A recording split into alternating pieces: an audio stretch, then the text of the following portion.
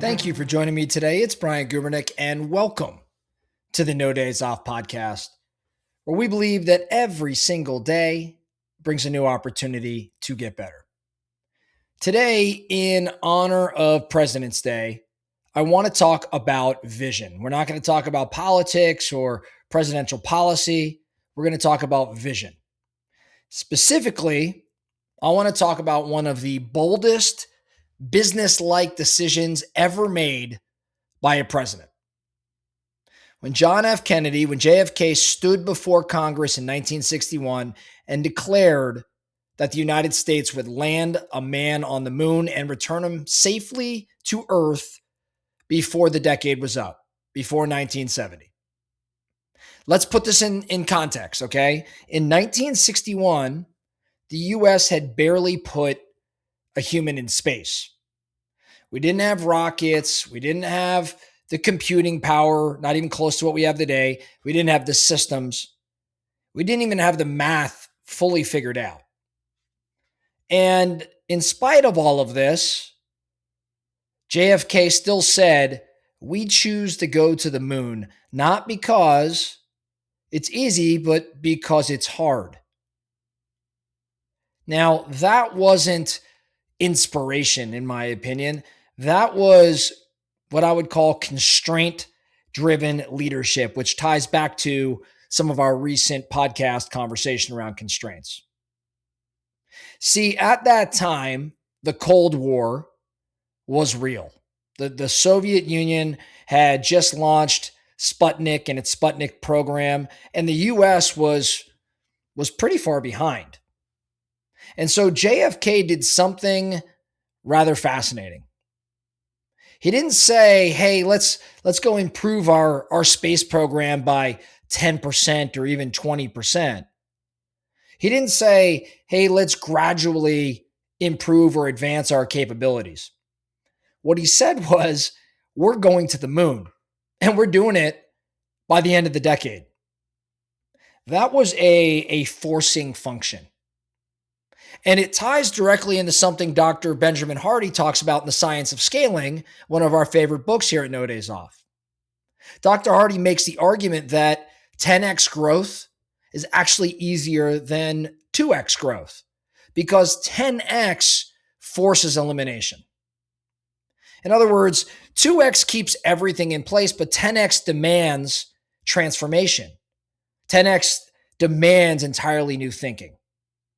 So when JFK set a moonshot, literally, he eliminated all incremental thinking.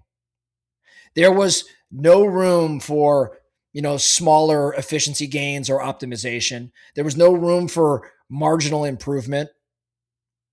The constraint of time, which he said specifically, before this decade is out, it forced innovation at an entirely different level. And see, it's impossible goals like this that set out and establish identity shifts. When you set a normal goal, you just try harder. You can do a little bit more than what you were previously doing and maybe be on path to achieving that normal goal. But when you set an impossible goal, as JFK did, you become different. Landing on the moon was not about rockets. It was about the U.S.'s national identity. It was about shifting America from reactive to what was going on with the Soviet Union and Sputnik to visionary. See, in business, we rarely set goals that demand that sort of identity change.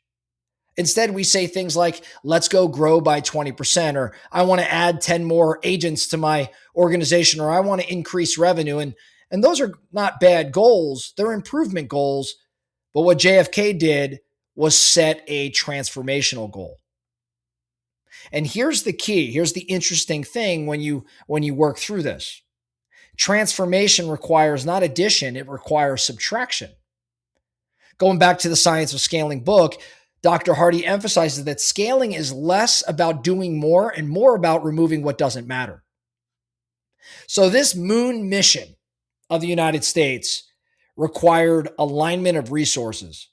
It required massive focus, It required ruthless prioritization and saying no to thousands of other initiatives.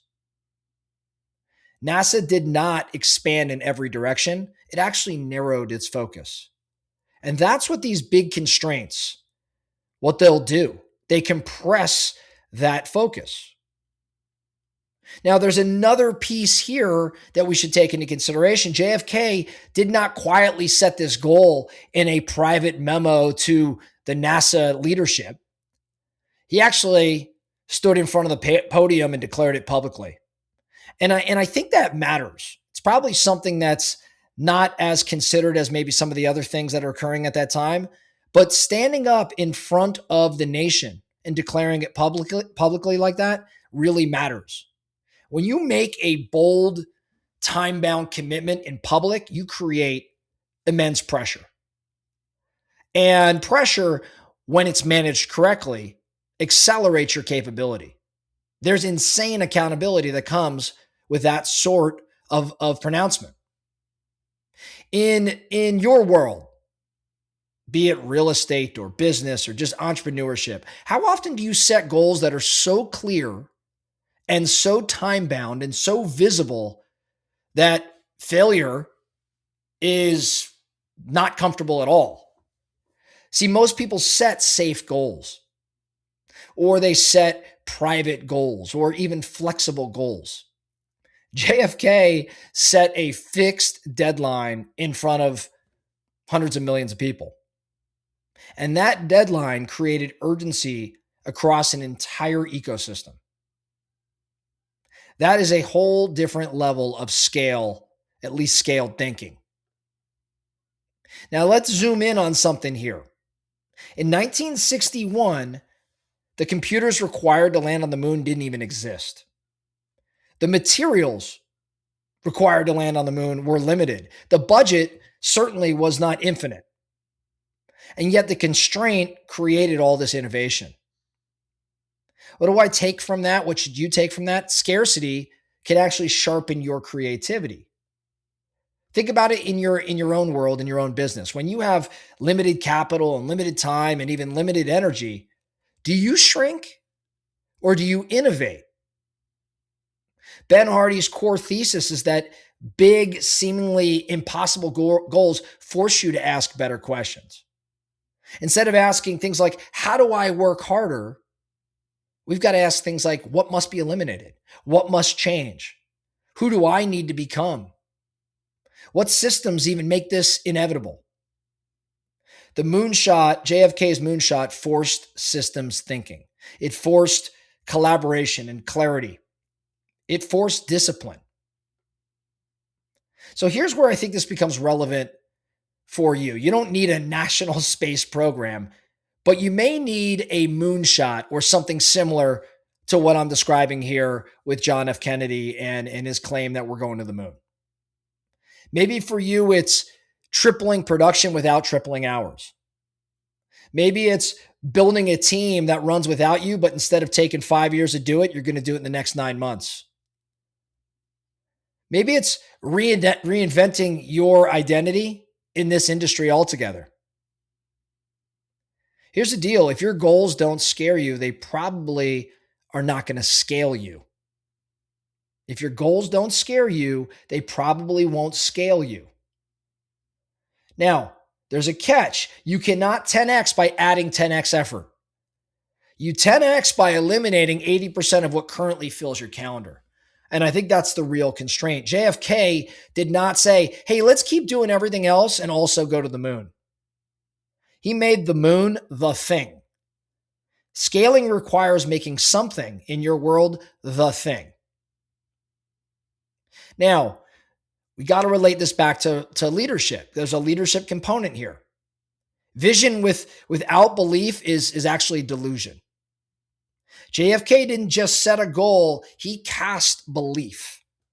And as a leader, whether you're leading a small business or a team or leading your family or maybe just even leading yourself, your job is not to predict the future, it's to declare one. And then you have to align that behavior around it. To me, that is self-leadership.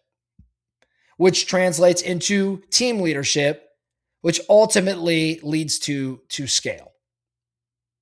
So as we're here on this President's Day and we're thinking about JFK and this story around the moonshot, I have an action item for you.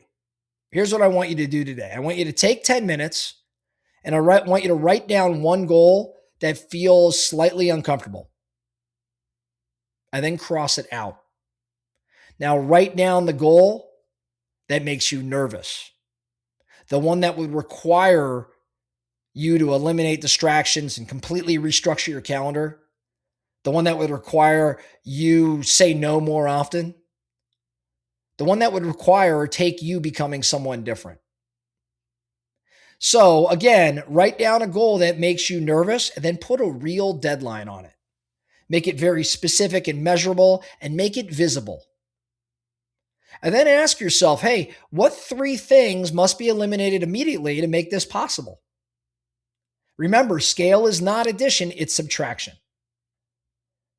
So on this President's Day, remember the moonshot wasn't about space. It wasn't about, necessarily just getting to the moon. It was about identity and belief and taking a constraint and using it to your advantage. That's all I have for you today. The No Days Off podcast. Thank you so much for listening. And remember, every single day brings a new opportunity to get better. So let's get after it.